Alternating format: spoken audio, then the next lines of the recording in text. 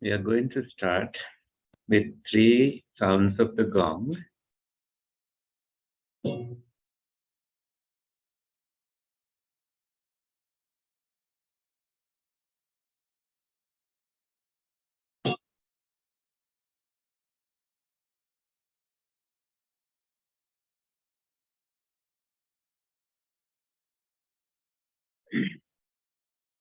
Namo tassa bhagavato arahato samma sambuddhassa.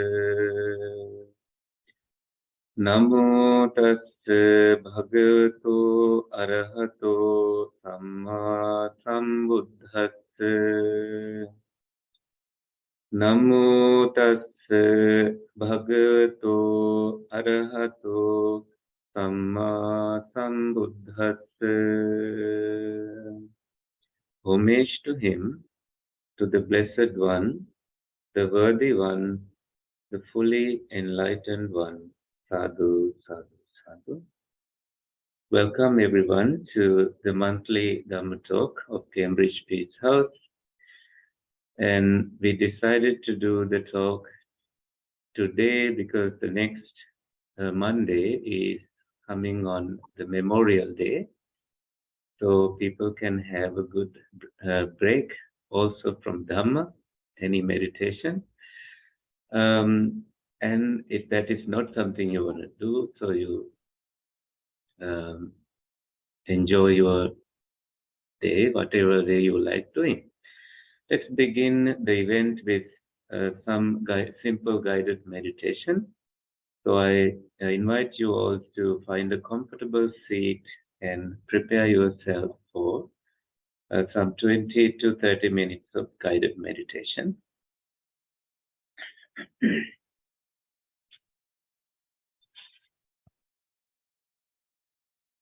You may close your eyes and keep your hands in a comfortable position.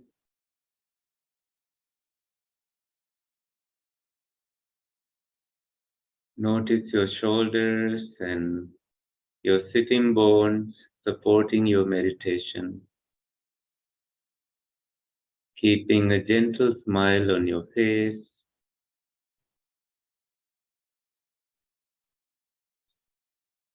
You breathe in and breathe out.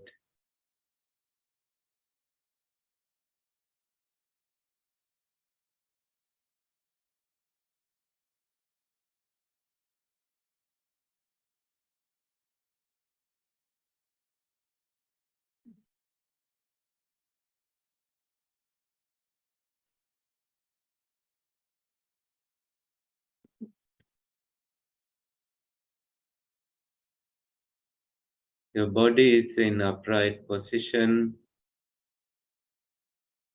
very much at ease and in comfort. Your eyes gently closed, not pressing against your eyeballs.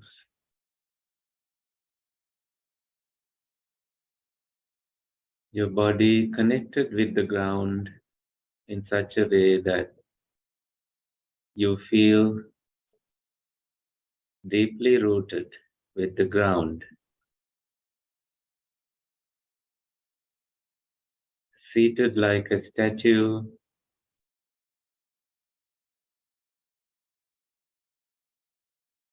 not moving very much.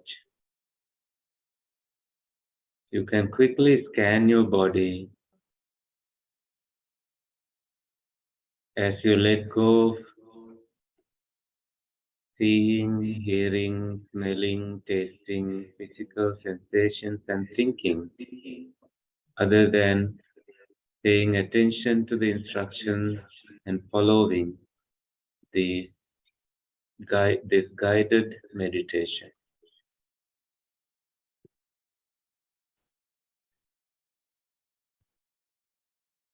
You can now bring your attention to your inhaling and exhaling.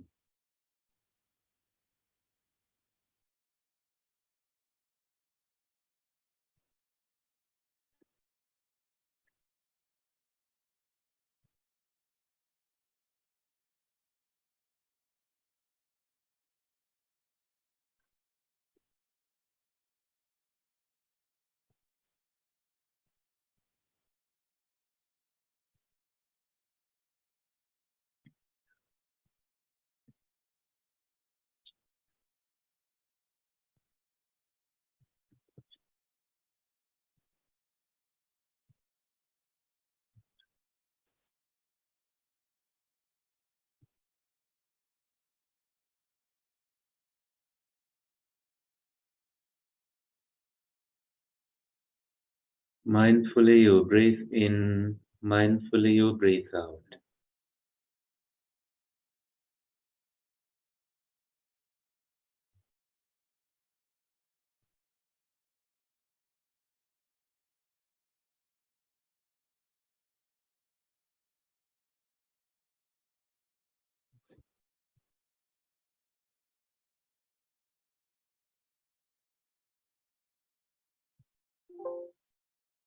Letting go of any tension, any tightness in your body, and adjusting your posture if you have to. All these activities we do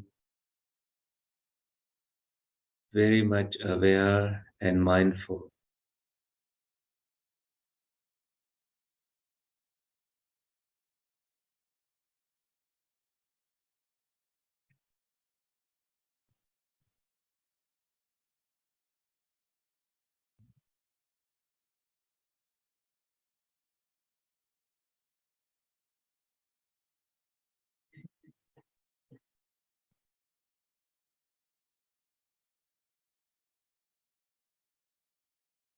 Taking a long breath,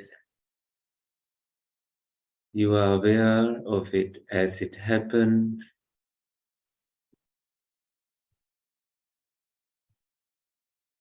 and exhaling a long breath, you are totally aware of it.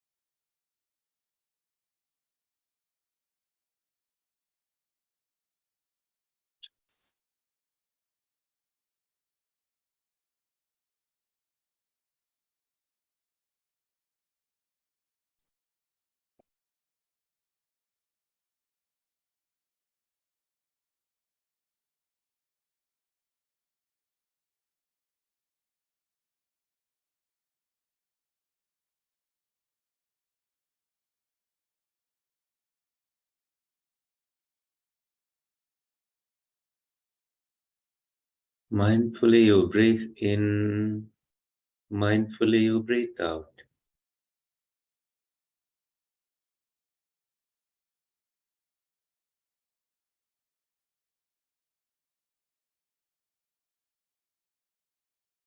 Observe any mind movements toward anger, hatred, calmness, tranquility,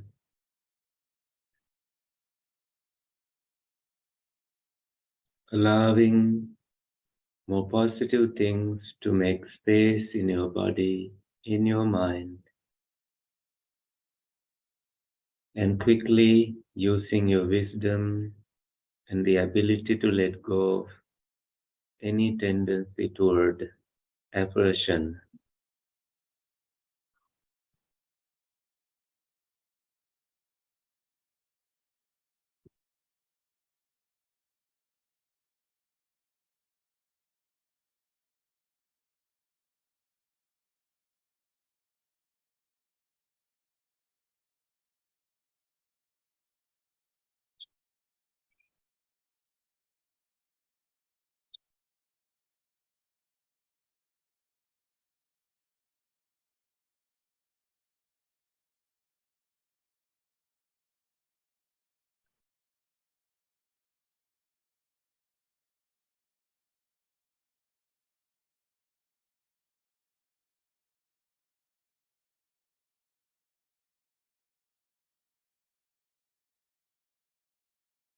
Notice the body as you breathe in and breathe out, your shoulders, your whole body aligned with your breath. So sensitive to your body, you breathe in and breathe out.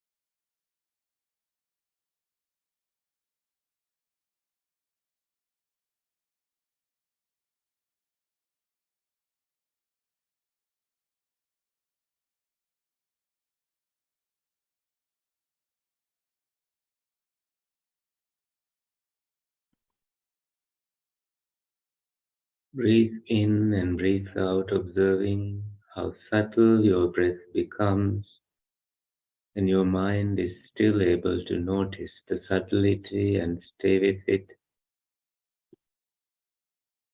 The breath doesn't disappear, it stays with you right here, right now. You sharpen your mindfulness and stay with your breath.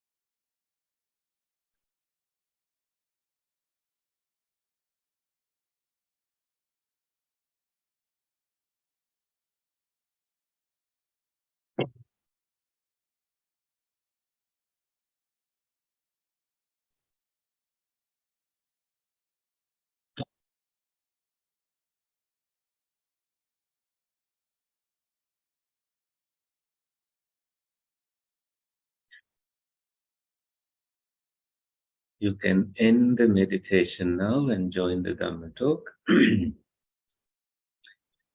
And this evening we wanted to, this is also the Vesak season. Vesak is when we celebrate the birth, enlightenment, and passing away of the Lord Buddha's life, his birth, his enlightenment, and his passing away happened on the full moon day of the month of May. And on his awakening, upon his awakening, he said, I realized the middle path. And what does it mean for anyone to realize the middle path? And, what is the benefit of knowing it? And how many things should we learn about the middle path in order for us to walk the path and reach the freedom from any suffering? Knowing that this path leads to tranquility, leads for anyone to reach awakening, knowing that this path leads to freedom from any suffering, knowing that this path leads anyone to be free from ignorance. So at any moment when a blanket of ignorance is removed from you, you start seeing light. You start seeing things clearly. You start seeing what is outside the blanket. So that simple analogy tells that what is happening when someone has developed, cultivated the eightfold path, or else called the middle path, it is that suffering that is removed from you. It is that ignorance that is removed from you. And when you know that there is no more ignorance, you are at peace. How does that happen? So someone may wonder, what is actually Nibbana? What it feels like getting there. Is it a material place? Is it a heavenly place? Unfortunately, it's not. It's not a place. Someone may think it's a city, a beautiful city where there is everything you want, everything that you aspire to have. It's not a place like that. It's just any self-created delusion, any suffering, any ignorance. When those are removed, you are at peace. So in other words, knowing how to look at a situation that is bothering you, knowing how to make yourself be free from any troubling situation, there you have some freedom, ease, some comfort, some joy, some relief. You know that relinquishing that same thing is the way to freedom.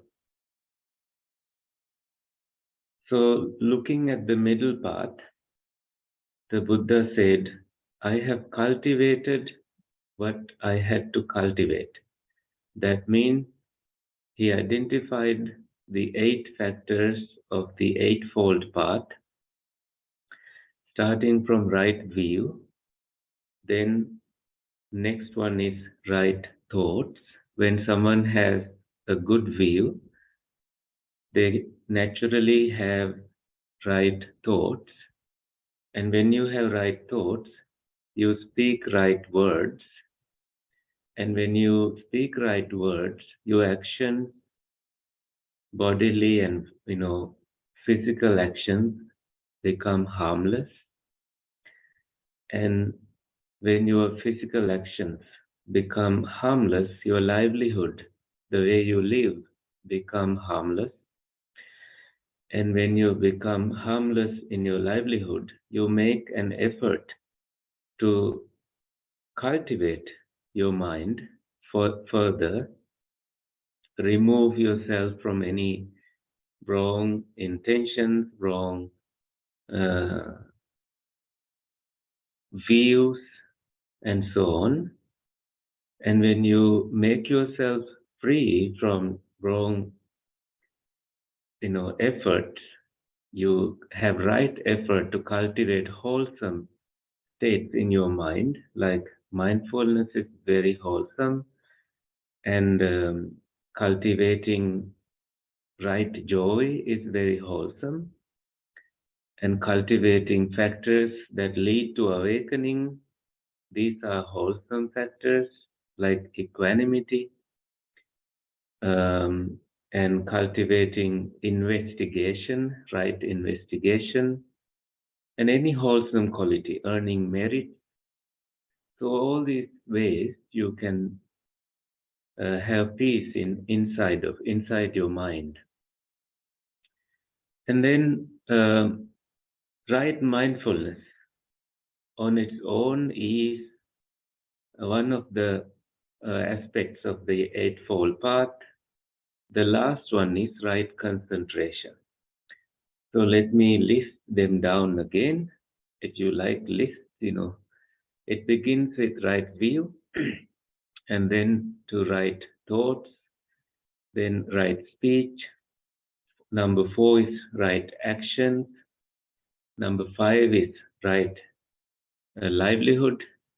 Number 6 is right effort. Number 7 is right mindfulness. Number 8 is right concentration. So it looks like in this list, right view is a leading factor, therefore it is placed in the very beginning of the Eightfold Path. So what was realized by the Buddha about the right view? Like when you go to a friend's place, you observe outside their window, you see they have a right view, good view, and you say, oh, you have a nice view. And they may say, not only that, I have a right view in my mind. So what is this right view? And this right view comes by understanding the dependent co-origination of your own experience. So remember I said dependent co-origination. This is the main teaching of the Buddha. When this is, this comes to be. When this arises, that thing arises. When this is not here, that does not exist. So when this does not arise, this does not arise. That's a simple formula. So something should be there for another thing to arise. And how can we understand it in simple terms? How does this lead to right view? This doesn't make any sense. And that is something that we need to stop, pause, and examine in such a way that we, understand what the Buddha has, realized, what he has understood about your own experience. So let me, try to explain it in very simple terms.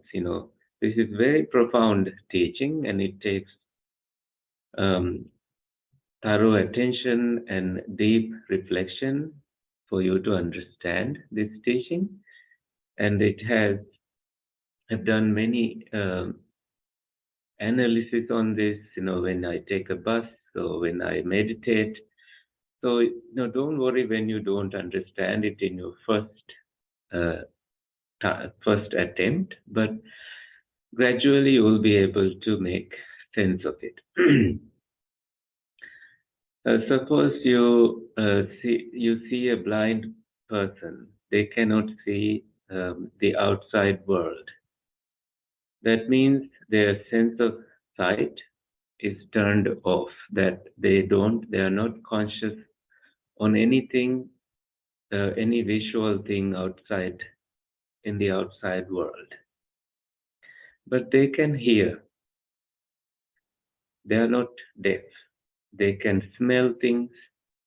Their bodies feel things and they can also think. So other five senses are active, and and the eye, the seeing activity does not happen. So in other words, a blind person is fully alive and they can have a experience about the world through other senses.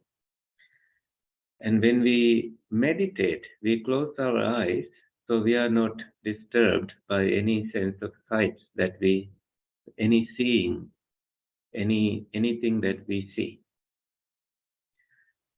How does the seeing experience comes into being? This is where the formula of when this exists, this comes to be, is needed. Suppose you are staring at me and you don't actually see me. Why? Because maybe you are thinking of something else. You don't see me because your mind is active of something else. Your mind is thinking of your son, your mind is thinking of your house, your mind is thinking of your garden, something else. So you are not, your visual sense is not actively seeing, not looking. And for you to see something, you need to be conscious of it. So that's the message. You need to be conscious of what you are seeing. Otherwise, your eyes may be open, you don't see. So when you are consciously seeing something, your mind lands in there and observe the reflection that is given to it. And this is where we need to examine how the experience of seeing come into being. And this can be explained this way. You have an external object and internal eye, and this external object and the eye and your eye consciousness. These three things come together for you to perceive the external something. If they didn't exist, if your eye didn't exist, you are not able to see anything outside. If you are not conscious of it, if you're not, if your eye consciousness did not come in touch with the external thing, you are not seeing anything at all. So anything you experience in the world should be experienced by seeing, hearing, smelling, tasting, physical sensations, and through thinking.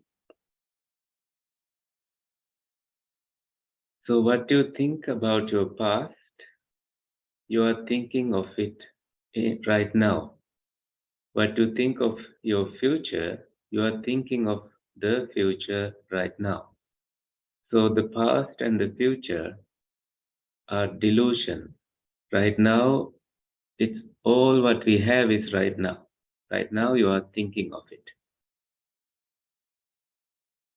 And there you bring some event from the past to present experience, and you are making it your present reality. And this is how your mind works. And if I say that your mind creates an eye to see, your mind creates an ear to hear, your mind creates a nose to smell, and other times they are not active at all. This sounds very bizarre, but this is the truth of it. That your mind has to be conscious of any of these sensory organs for it to give you an experience. And this is why, sometimes knowing this, you stop worrying about things, knowing that most of the things that you worry are mind-made experiences. And we go after them and we fall into a place where you didn't even know that you were headed. This is why right view is a leading factor for you to realize that anything that you experience in the world is very, very much very transient. You see something and you hear something, you smell something. You are not only seeing and then it's not the only thing that is happening. Think about that. If you are only seeing something and nothing else was happening, you are not hearing the world, your world will be different. So, what happens between seeing and hearing? This is why you need the wisdom eye, not the physical eye, the wisdom eye to see. The wisdom eye tells that the seeing experience vanished for hearing experience to come into being. So there is cessation of the experience happening that we don't even see. It happens so quickly, like the flickering of a light bulb, that we only notice the light there, but we don't see that it is burning 1,000 times for us to give that light. In that same way, our sensory organs are continuously active in a transient way, and this experience is changing so fast, very, very fast, that your physical eye, your mind cannot grasp it. This is why we need to see that when this thing exists, that comes to be. This is the dependent co-arising nature within your own experience. When you start cessation of your experience, you know that your mind is creating an I and that it vanished, and another I and it vanished, another I, it vanished. Millions of these have happened, and millions of cessations also have happened that we didn't notice. But for our convenience, we labeled it as myself. We didn't see the transient nature of it, the impermanent nature of it. Why? Because it happened so fast, and it is easy for us to say that it is me.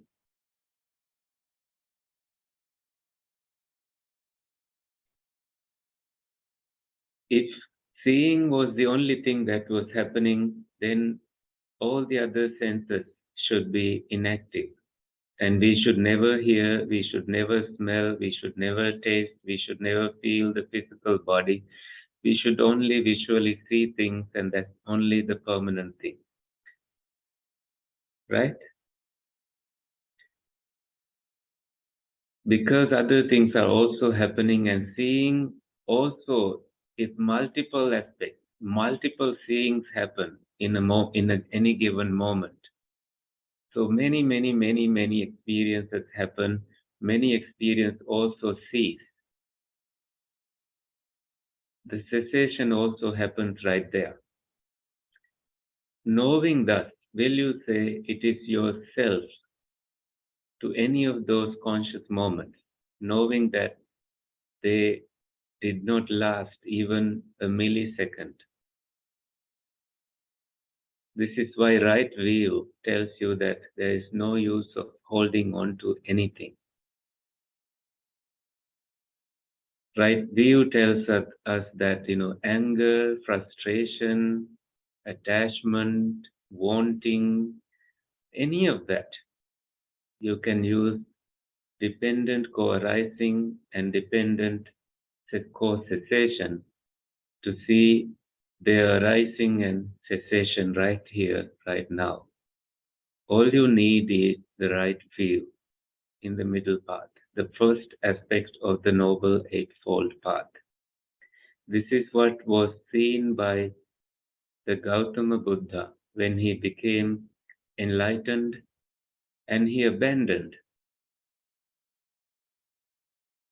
any self view to any of these sensory experiences because they have the transient nature. They arrive and cease. They don't last even a millisecond.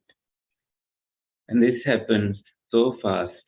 And then the Buddha said, this is a mind-made experience, manomaya.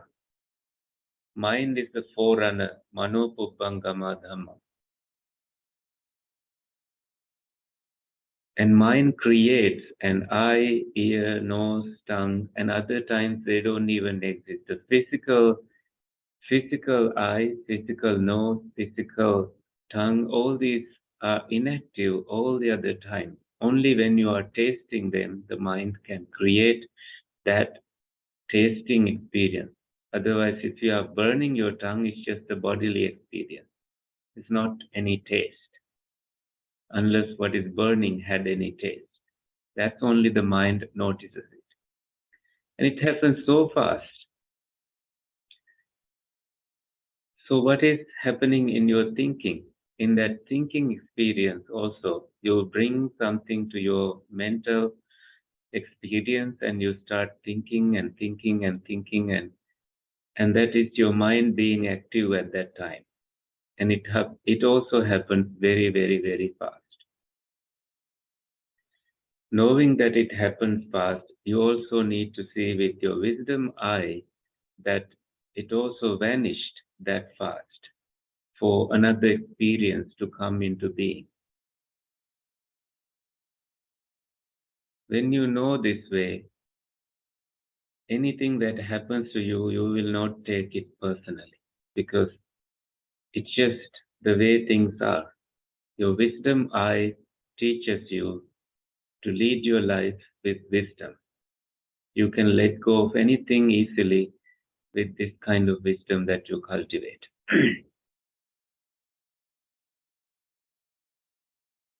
So when somebody, dies young, it's easy for people to say, oh, the God had picked the most beautiful flower. Does it mean that we are ugly flowers? That the God didn't want us? This is an easy way that people think of something and then, they make up their mind. Things do happen, but we didn't have the wisdom to analyze. And other people who have the wisdom, they just know that these circumstances are there, that some people die of various conditions, and grief arises because of our attachment. How much we were attached to that experience, that thing, that body, that person. There, we didn't see the arising of an experience and cessation of an experience until we are too late. So our mind created a world that didn't even exist. This is so hard to fathom. It's not easy for anyone to understand at the first first hearing of it. And this was the case with the Buddha's attendant monk Ananda. When he approached the Buddha and said, "Oh, dependent origination is so easy. I understand it very well." And then the Buddha said, "Ma hevang Ananda. Don't say that, Ananda. It's very profound, gambhiro, duddhaso, very hard to see, duranubodho, very hard to realize." So let's not try to understand everything right now, but I trust that I was able to explain some of the ways of coming to right view with any experiences that you have. The way that I explained it helps someone to maybe realize that there's no use of holding to anything as yours, your I, because at some point the Buddha said, you can call this body yours, but never call this mind yours, because it's changing so quickly.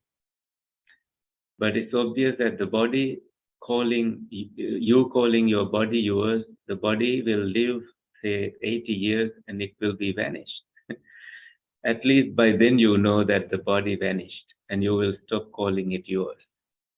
But the mind, it happens so quickly that you are not even able to notice the change the dependently arising nature, and the cessation of it.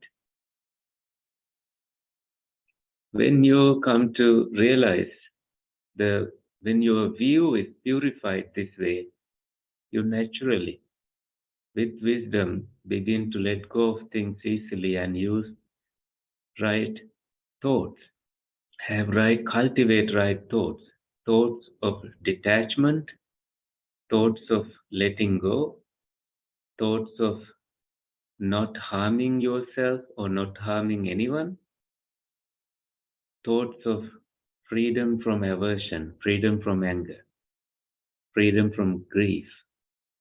This is when your life becomes one that is beautiful, that you see there's no use of suffering, there's no use of having grief, there's no use of having anything that you can't let go of. It's all mind made. You are the one who can free yourself from these mind made things. You are the one who knows how many things you have made mentally, and that how many things you can let go of mentally. You take all that power to yourself. You know you did it, nobody else planted it in you. I didn't come to your house and said, I am putting grief in your mind. It's your thinking about something made it that way. And it is so freeing. That is why the Buddha said, I realized the middle path, therefore I became free from any suffering. And slowly he got rid of any ignorance he had. So that's what happened. That's what made his life beautiful. So simple, so easy, so frugal. He communicated only the teachings he realized afterwards. It's not any big magic. It's just the middle path. Once it became a life like that, he abandoned lust, hatred, and delusion, and he never needed to go back to them, because it's just the illusions created, the magic created by the mind.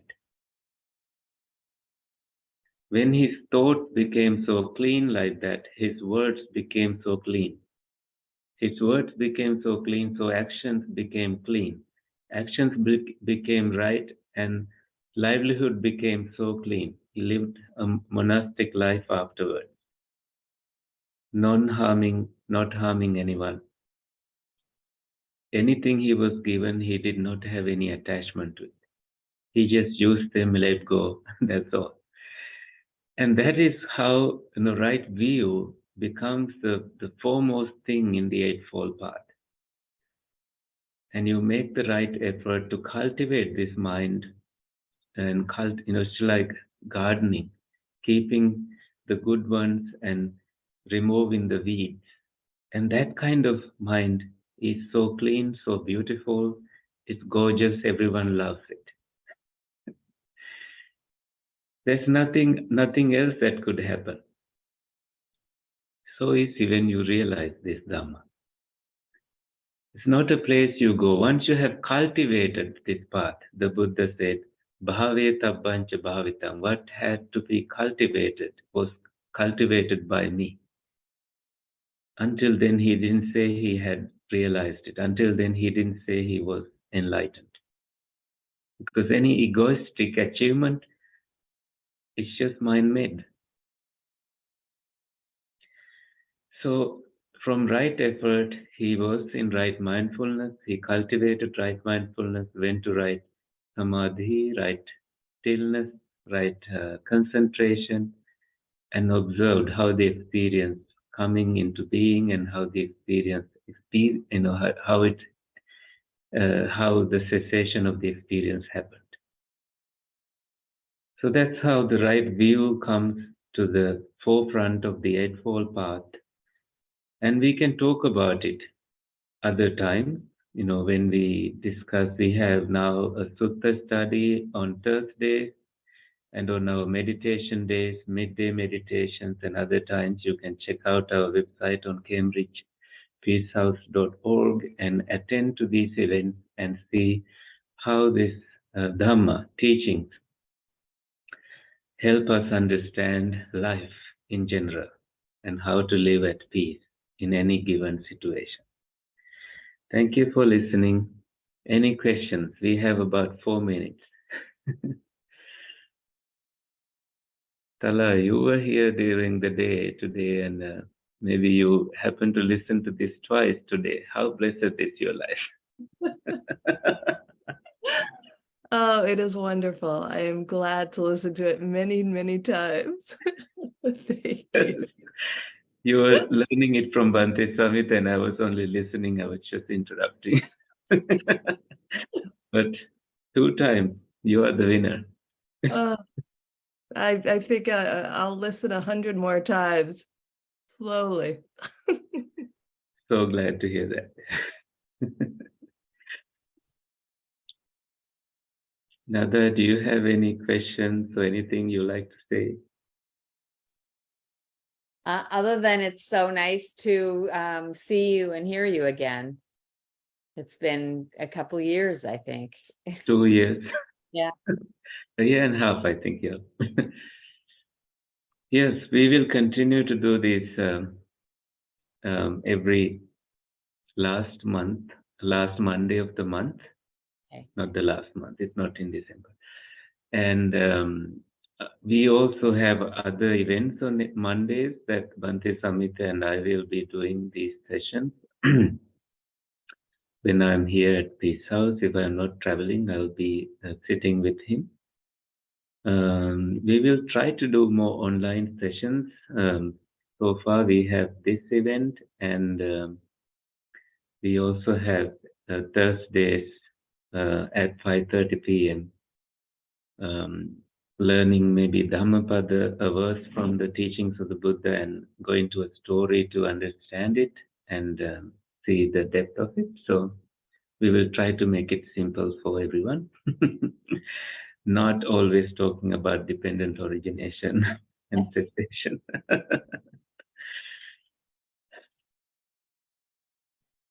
Graciela, any questions? Lolly?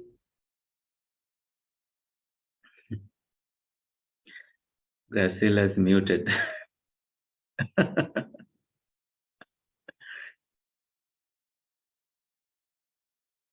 Can you hear me now? Yes, yes.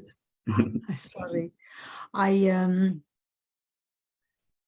think I have to hear this over and over again. You know, as you know, this is a very particular time in my life, and to my chagrin, I was listening and I wasn't listening. Mm-hmm. And that was upsetting. I mean, it's upsetting. It's upsetting. And I'm sorry to admit it. It's totally fine. And we are with you in that, and pray that everything goes well with this present situation. May you regain your health and energy and visit us when you can. Thank you. You're welcome.